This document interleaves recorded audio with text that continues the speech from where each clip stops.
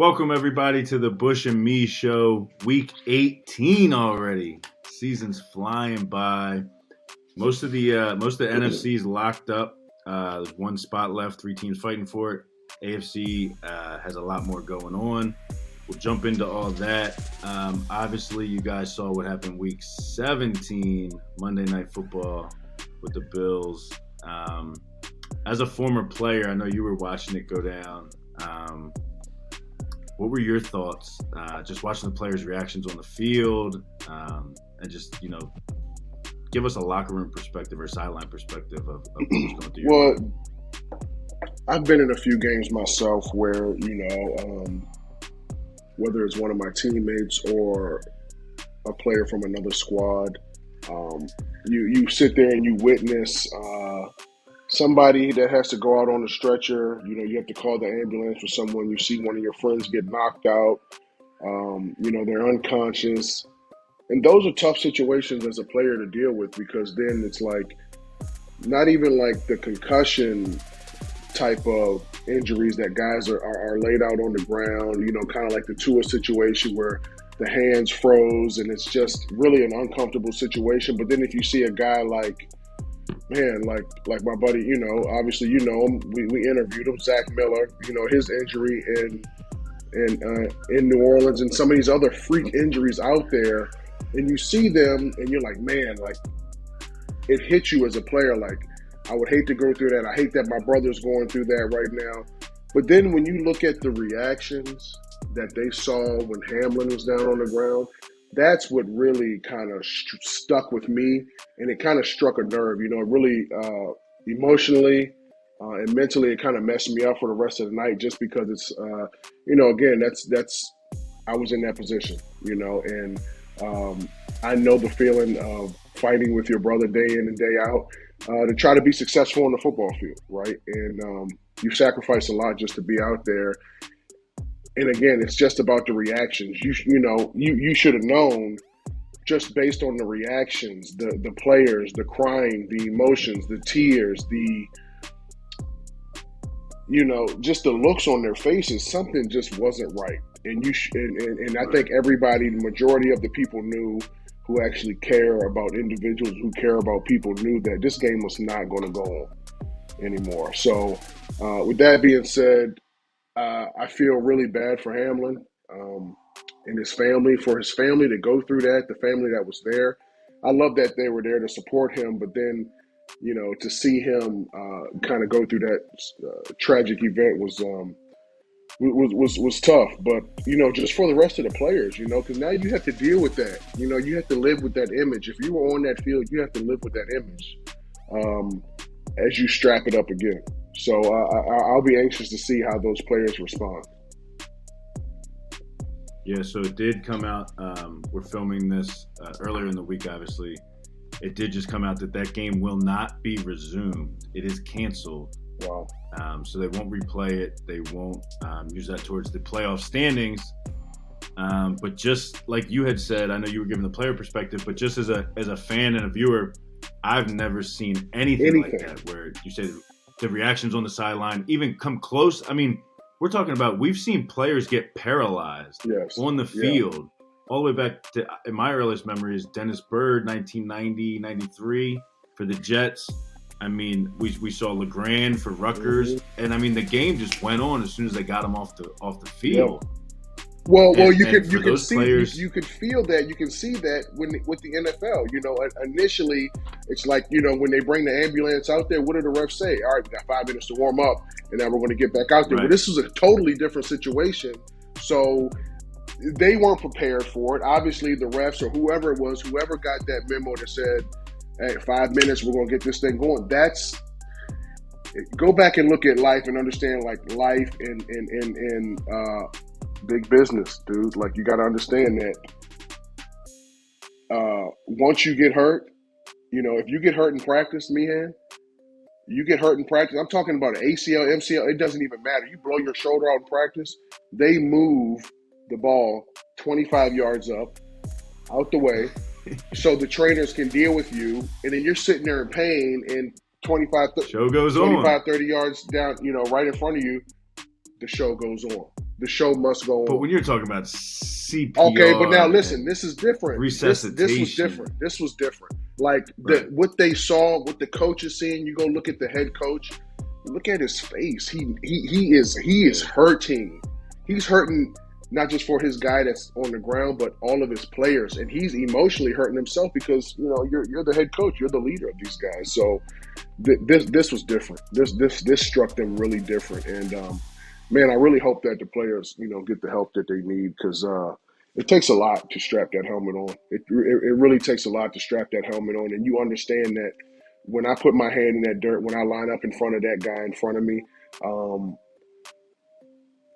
I mean, now that guy was, he was dead, man. Like, and they had to bring him back to life. He put his life on the line for this game. It was a freak accident, but you put your livelihood on the line. You put your mental, your physical, your emotions on the line. Every time you strap that helmet up, you have no clue what's going to happen. So, I just hope that the Bills, those players individually, get the help that they need.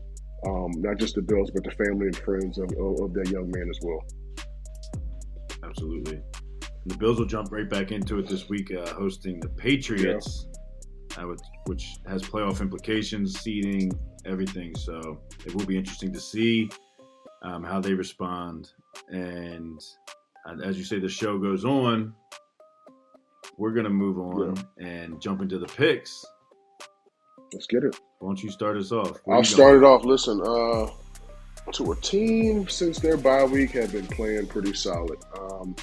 I'm going Browns and Steelers, and this game does have some playoff implications if the Steelers can get this W, if a couple other things go their way. But again, this is a Steelers must-win. The Browns are packing for their vacation. They've already started their travel plans. But listen, one of the storylines, kind of dating back to the middle of the season is Mike Tomlin.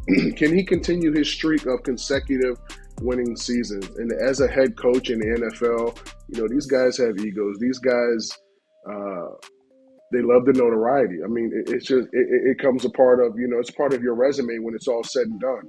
He's a head coach that has never had a losing season. And he definitely cares about that.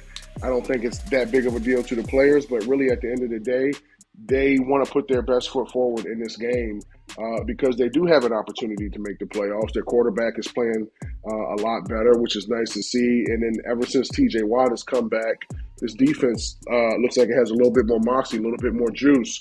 Speaking of the last 8 weeks, run game in the last 8 weeks, since their bye week, every time they've gained 100-plus yards, which has been 7 of 8 of those games, they've went 6-1 in those matchups. Fortunately for the Steelers, the Browns have been letting opposing offenses run all over their behinds. I'm talking 120, 140, 170, 180. I think in an 8-week stretch, they had their lowest total given up was about 85 yards. So the Browns are struggling versus the opposition's run game. And speaking of the last 8 weeks, the Steelers have won games that they were supposed to, and they've lost the ones that they probably should have. They're 6-2 in that span.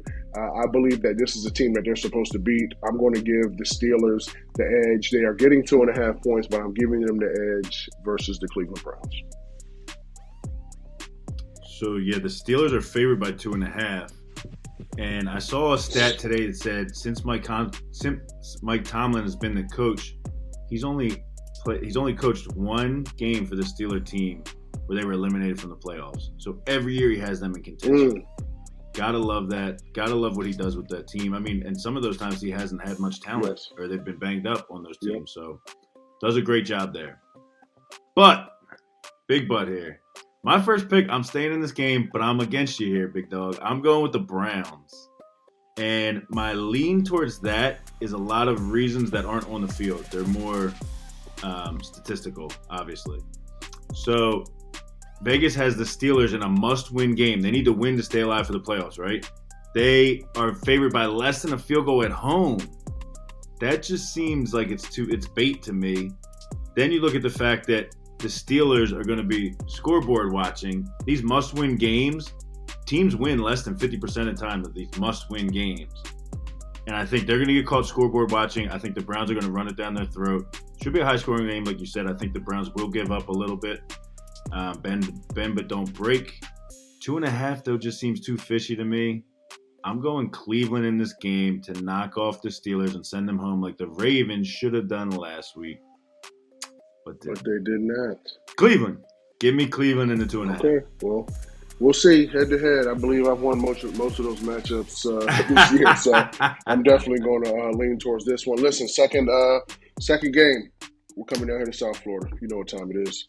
Jets at Miami. There's a lot on line for one team, and again, vacation plans have been made for the other. The Jets, they're getting ready to I guess, warm up a little bit because I guess it's kind of cold up there. But I do think this will be a hard-fought game. You do have a first-year head coach in Robert Saleh, so this won't be no lay-down game for him. He's coming out. He's going to have energy. He's going to have a spark, and he's definitely going to love to spoil just the Dolphins' chances. Obviously, the Dolphins have dug themselves in a hole that I did not see coming, but there's a little bit of light at the end of the tunnel, but the Dolphins they're going to have to take care of business. The good thing for them, they have been able to show that they can rush the ball versus the Jets this year. Their first matchup in New York, I guess you could say in New Jersey, they rushed for 130 yards plus. They're definitely going to have to lean on the running back duo in Miami. Again, no Tua, probably no Teddy Bridgewater from what I've seen. He's dislocated a finger, can't throw the ball over 5 yards. I don't see Teddy being available. So, again, it's scholar time again, and you're going to have to lean on that running back duo. That both of these running backs for the Miami Dolphins have been able to get you at least 4.7 a single rush. Utilize them. I think that can be literally the best asset for McDaniel this week going into this game. You got your 7th-round young starter under center. Run the damn ball. The last couple weeks, McDaniel, they'll have these nice break-off runs in the first half, first quarter. They look good, and boom, second quarter, now you're just trying to throw it. I think the recipe to their success is run game, play action. I don't care what quarterback you have back there. Stick to your recipe for success. I am really excited to see the big matchup on the edges. The Dolphins, obviously, their wide receiver duo and these young guns that they have in New York.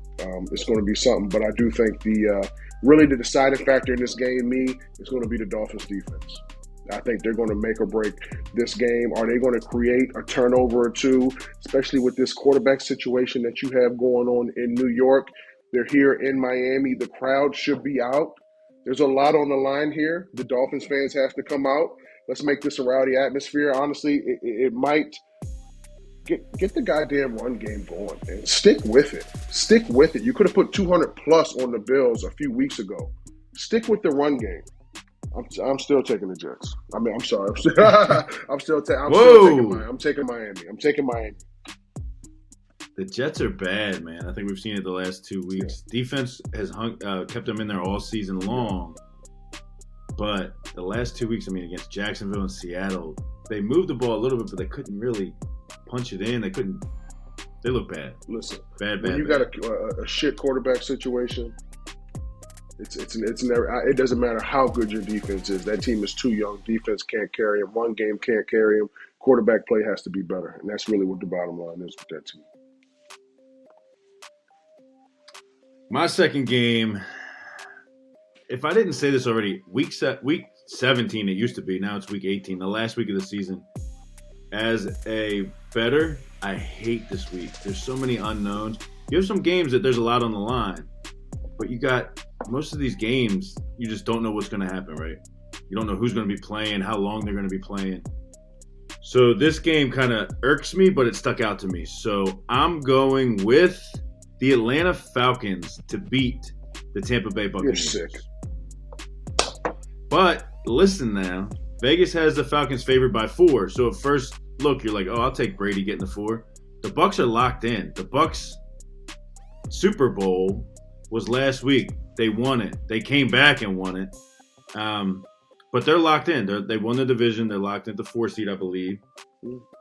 This would make them go in the playoffs at 8-9 with a losing record. Yeah. But I just think the Falcons have a lot of young guys. They're going to try a lot of new things in this game. 4th and 7, they might still go for it. I think the Bucs are going to have a lot of, even if Brady and them do play a couple plays to keep their mojo, their flow going, I don't think they're playing the second half at all. No reason to. I think the Falcons could be able to run the ball here. And I think they're going to win this game. It'd be low scoring. It'd be an ugly game. Nobody wants to watch it, but it jumped out at me. I'm taking the Falcons, and I'm laying the 4. Probably a boring game for sure. Yeah, I'm never going to pick the Falcons in anything. So the Falcons. Yeah, speaking of Falcons, let's stay in the NFC South. We might as well go ahead and round it out. I started the year taking them as my lock. I'm going to end the year taking them as my lock. I was very excited coming into this season. Very excited. I'm talking high hopes. And then the season started, and I'm like, well, this is not how I thought it was going to go. And then the injury bug hit us, and then the turnover bug hit us, and then every other thing hit us. And then now we finally feel like we're getting on a roll in New Orleans, but it's just a little too late. It's a little too late. Again, it's Panthers at Saints. Saints are favored by 3.5 in this game. Both teams have Vegas vacation plans. Both of them. Both teams have plans. 1, 2, 3 Cancun. Oh man, listen. Both teams are already lined up for the Bahamas. Like trips are booked, flights are packed. Some of them probably got charter flights. Lucky bastards. But both teams are ready to get home. But I will say this, out of these two teams, I do believe that the Saints have been playing some solid ball the last couple of weeks. I really enjoyed watching them.